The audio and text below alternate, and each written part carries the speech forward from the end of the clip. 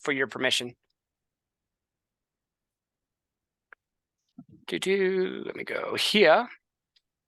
And I know you're driving, Louisa, so please don't try to look at the screen. But maneuver this here. Present. Oh, let me move my window. Sorry. That is. Oh, I don't want to copy it. Come on, people. That was me. So operator error. I am not the best at PowerPoints. I'm really good at sales. So first and foremost, I made the PowerPoint up. It's not maybe the prettiest, but it's great. But first, I want to say thank you to each and every one of you for being here. AC and Louisa, thank you for being on live. For everyone else of you that's watching, they're going to get some extra treatment and some free coaching after this because they were able to make it on. Appreciate every one of you being on here. But I wanted to talk to you, and I'm kind of in a high-level type of thing. I'm prospecting, follow-up, and closing. Now, in the entrepreneurial world, prospecting is just pretty much finding your ideal client.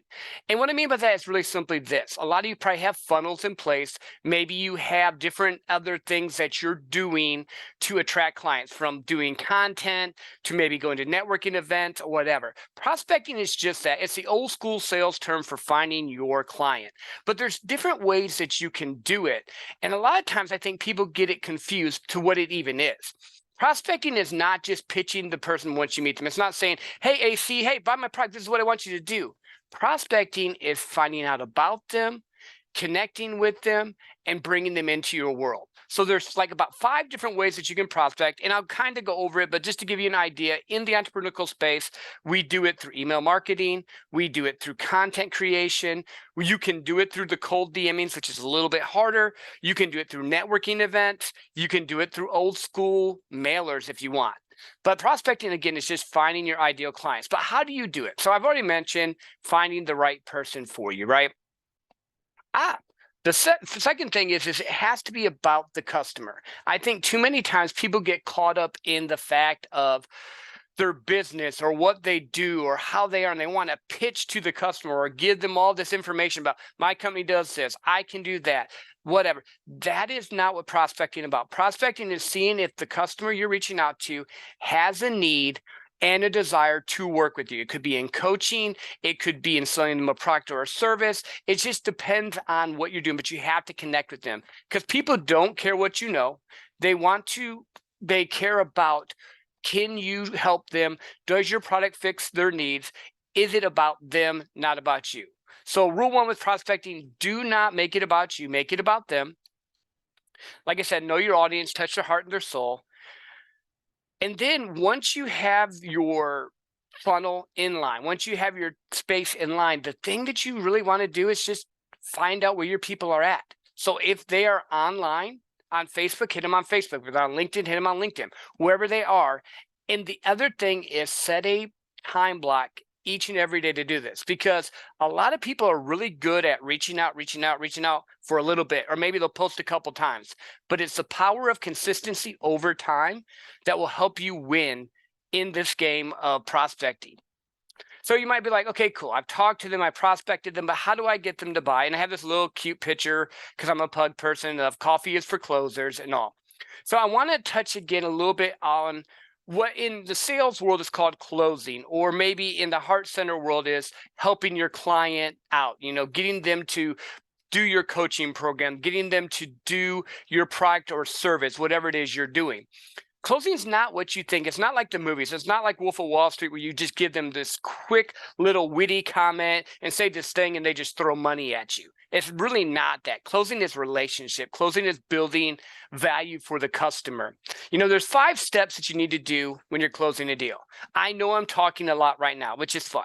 But if you're trying to close a customer, you're not talking. You're really actually asking them questions about what their needs are, what it is they're trying to accomplish, what are their goals in the future. Because the dynamic when you're closing a deal is you're shifting it from where you're at and what you want to do to what you can do to help them, because they'll tell you what they need.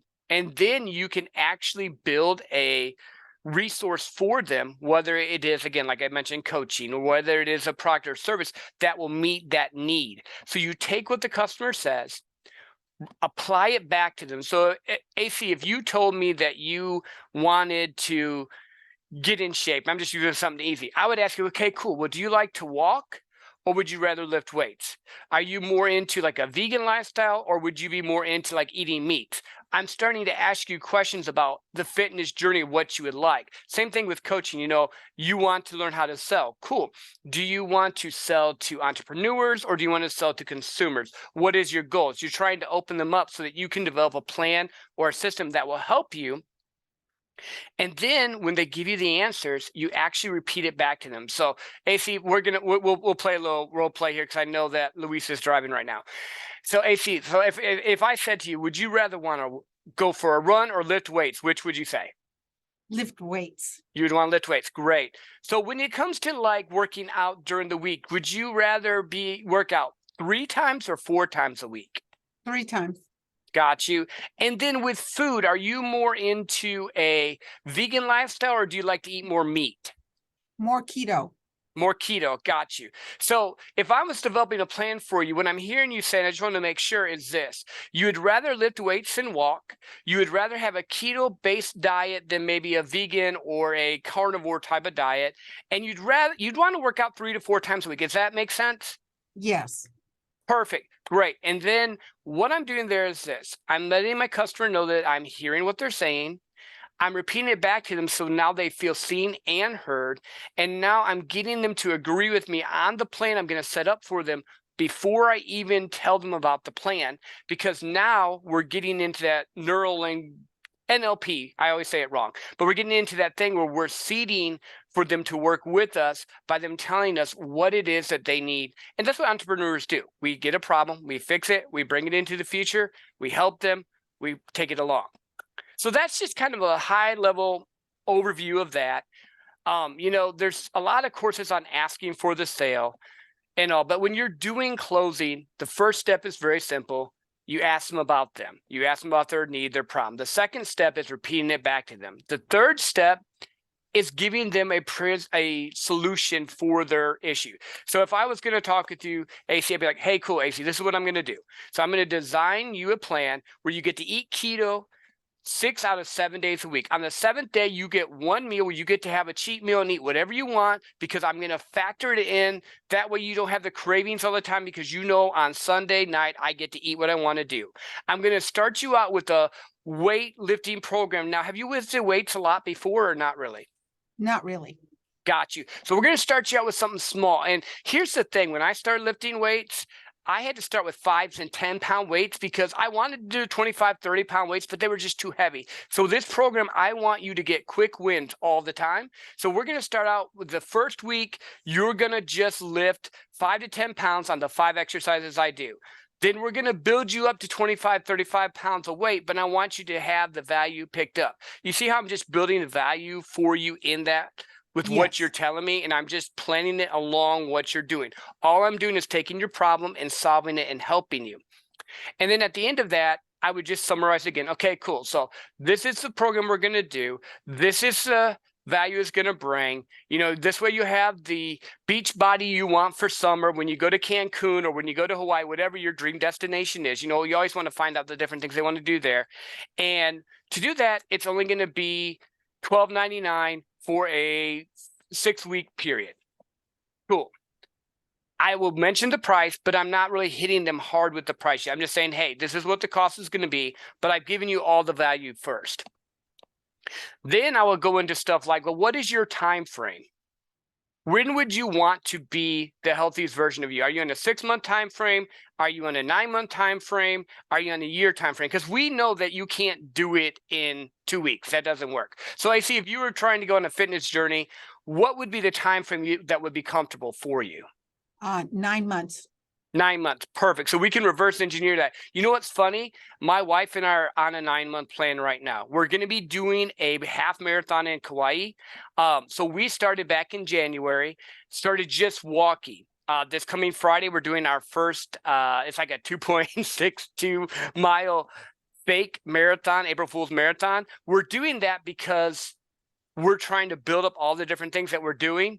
And what I'm doing here is simply this. I'm giving you a story of something that I'm doing that connects with what you want to do. Because when you sell with stories. So now you're not just going to think, oh, Joe's telling me what to do. Joe's actually going through a 9-month program. And that's why I use that story to connect. I wouldn't do this in the presentation when I'm talking with the person. I would just talk like we are, but I want to give you an understanding of why I'm saying it. So there's a few key little things there. Make sure you have the story or something that you can connect with them on. Make sure it meets their time frame, not your time frame. And then learning to ask for the sell. Louisa, can you unmute this time? Because I know we talked about this. So Yes. Louisa and I talked about the fear of rejection or not pricing it high enough because, well, what will people think, or not valuing our products and service enough. So when we've come down to this, and I know you've gotten to do this more with asking for the sale, one of the things that we talked about, and I want you to confirm this with me, is a no now is not a no forever, meaning that they may say no to you at this one point, but it doesn't mean that it's a no forever. A lot of times they have other stuff in their life going on, or you haven't given them enough value yet to make them say yes and step into the sale. Does that sound about right to what we talked about?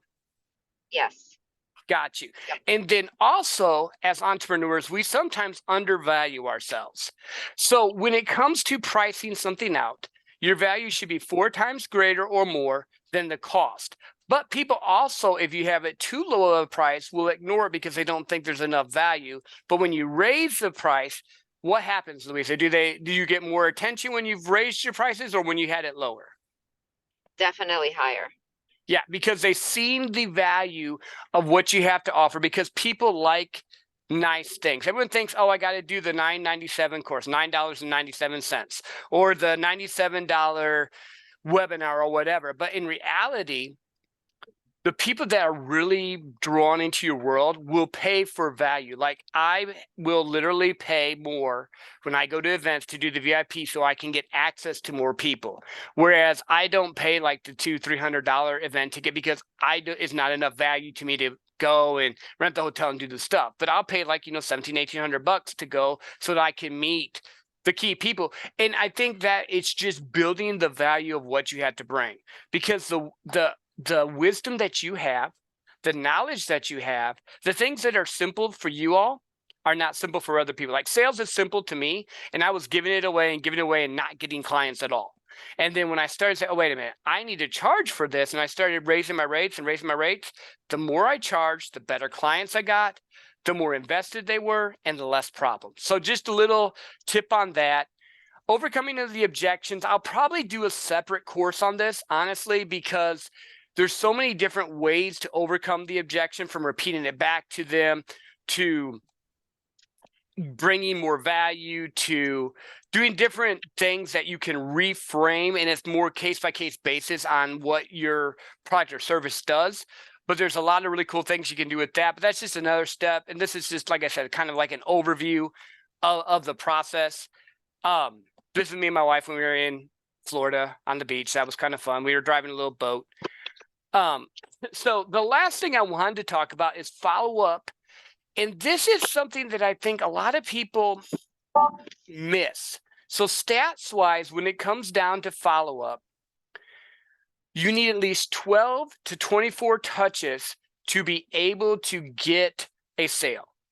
It's never typically on the first touch or the second touch, meaning you don't have to ask them 12 times for the sale, but you have to have different things like checking up with them, sending them an email, maybe DMing them and asking them about their day, sending them a video to say hello. Whatever that is for you, you have to have different things that you can do to follow up. So I know a lot of times people are like, well, I don't want to bug them, or I don't want to sound needy, or I don't want to do that. First, remember, oh, I see you have a question, AC. You raised your I'm hand. sorry. Yes, can you hear me okay? Yep, I can hear you fine. Okay, so the 12 touches, is that 12 touches in a 24-hour period, in a 48-hour, No. what's the cycle? Yeah, no, it's the process with your customer. So every customer's sales cycle is different. Where they're at with their target, what their time frame is to get it, how well they know each other. So like we've talked for a while. So if we were going to work together, our sales process would probably be a little bit quicker because we've already built value together. We already trust each other. That type of stuff's there. But if you're coming in cold or someone clicks on your funnel and they just are getting brought into your world, it's just touch points. Maybe they see you did a blog post. Maybe they seen you were on a podcast with Kelly. Maybe they seen you did a live video. There's certain different things that they see, and those touch points move them closer to being willing to work with you. Because again, going back to relationships, they need to be seen, heard, and they need to trust that you can fix their problem. So follow-up is the biggest, most underutilized tools when it comes to sales. I know that sounds crazy, but it really is. Like there's some deals in the B2B world that I've worked with the customer for 2 to 3 years. Now, these are multi-year contracts. These are really big deals, but it just depends on the cycle, what you're doing. And I'm sure there's people that both of you have met, talked to, and then brought back into your world 6 months down the road and said, hey, Luis, I need to use your program now. But in the beginning, they weren't comfortable yet, but then they've seen you being consistent and showing up and doing that. So it's just setting up little points with what you're doing from like, I post a reel every day. I post content every day, and I try to do so many DMs, live DMs every day. Why do I do that? Because I'm just trying to build value. I want to become a commodity. I want people to think about me when it comes to sales. You can do that with any type of business that you do. So that's kind of just a little thing there. The last thing is when you're doing follow-up, set expectations with the customer. Don't leave them hanging. So if you like talk to someone and you talk to them about doing your coaching program, because I believe both of you are coaches, and all, set a next appointment. So you set the expectations. Hey, this is what we're going to do over the next few weeks. And then you make sure you set a time the customer agrees to meet with you again. Because that way, when you're following up with them, you're not going to have to worry about it. So like when I set up a call with you, Luis, I said, hey, can you do Tuesday at 8 or can you do Friday at 3? And then I think we switched it to Monday at like 7 because of our time frame. All I was doing there was doing this thing. I wanted to come get a commitment from you with a set time, because once there's a set time, you're a lot more committed. If I said to UAC, hey, we're going to go to a baseball game. It's Thursday at 5 o'clock at Ranger Stadium because I'm here in Texas. Can you make it? You would either have to say yes or no because it's a set time. But you're a lot more committed if you say, yes, I can come at a set time, than if you just say, hey, yeah, call me back next week. So that's just another little thing there. Be understanding that if it makes sense to you but doesn't make sense to them, that's why you're helping them. You know, leadership is making sure even everyone understands it, even the last person. So a lot of times you repeat what you're saying, what you're doing, and then again, just be open to their time frame, because that is the biggest thing that I've have found with any of this, with prospecting, with follow-up, with closing. It's not our time frames.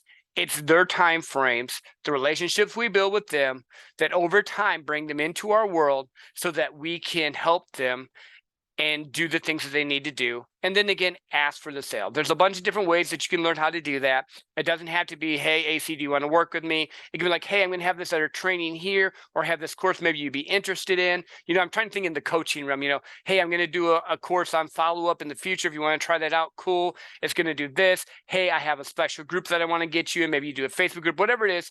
Asking for the sale is not always monetary. It's just saying, hey, I want to keep building this relationship with you, deepening it to the point to where you are able to say, cool, I have a course here that I think will help you and I can take you through that whole process. Does that make sense? Cool. The other cool thing is, and I always put my gift to you on this, is when it comes to, I'm going to stop sharing so we can just chat. When it comes to anytime I do this, I always offer a free coaching call. And this is just a gift that I give to anyone that's on here. You want to go a little bit deeper dive. I know I've done it with you girls before. I'll do it again. No problem, anytime you want. And that's just another way for us to build the relationship points, because in the future, I know both of you will eventually run into something where you need help with sales. And I want to be the person you turn to for sales. So I try to give. It's the Gary V way in my mind. I'm always going to give as much as I can so that I bring enough value so that when you need help in the future, maybe you'll need to do my course, or maybe you'll connect me to someone that needs help with sales. You know, that's kind of it in a nutshell.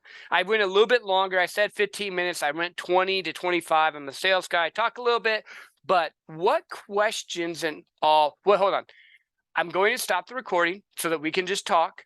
But if any of you who have listened to this want a free coaching call, feel free to DM me at the 150K podcast on Instagram. Would love to help you out. Love to hop on the call with you, bring you as much value as possible. Now I'm going to give them some more free value because they were able to get on the call. Appreciate each and every one of you. Have an awesome night. Again, that's the 150K podcast on Instagram. Shoot me a DM and I will hook you up.